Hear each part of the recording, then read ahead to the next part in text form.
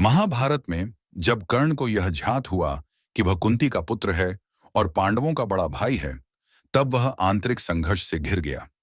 यह रहस्य युद्ध के दौरान खुला और श्री कृष्ण ने कई बार कर्ण से बातचीत की।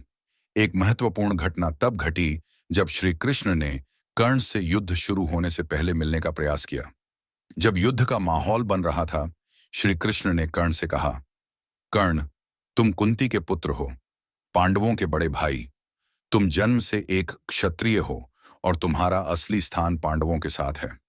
अगर तुम चाहो तो अभी भी सब कुछ बदल सकता है। तुम अपने भाइयों के साथ आकर धर्म की ओर खड़े हो सकते हो।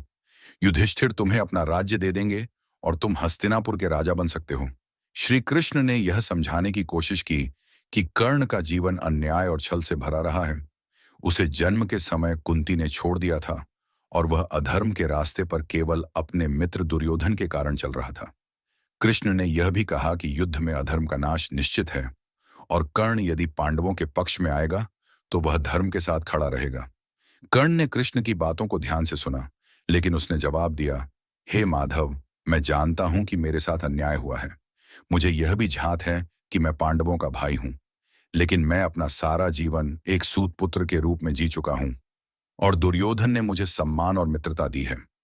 मैं उसके प्रति कृतज्ञ हूं और मैं उसकी ओर से युद्ध करने का वचन दे चुका हूं।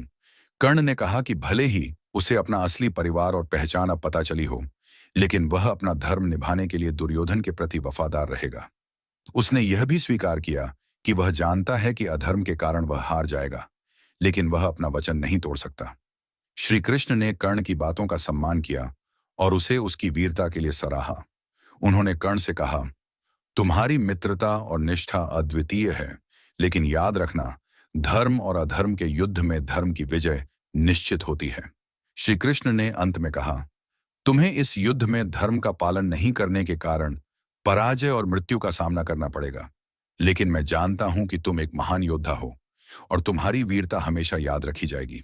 श्री कृष्ण ने कर्ण को धर्म और अधर्म के परिणाम समझाए, लेकिन कर्ण ने अपने मित्र के प्रति वफादारी निभाते हुए कौरवों का साथ देने का निर्णय लिया, जो अंततः उसके पतन का कारण बना।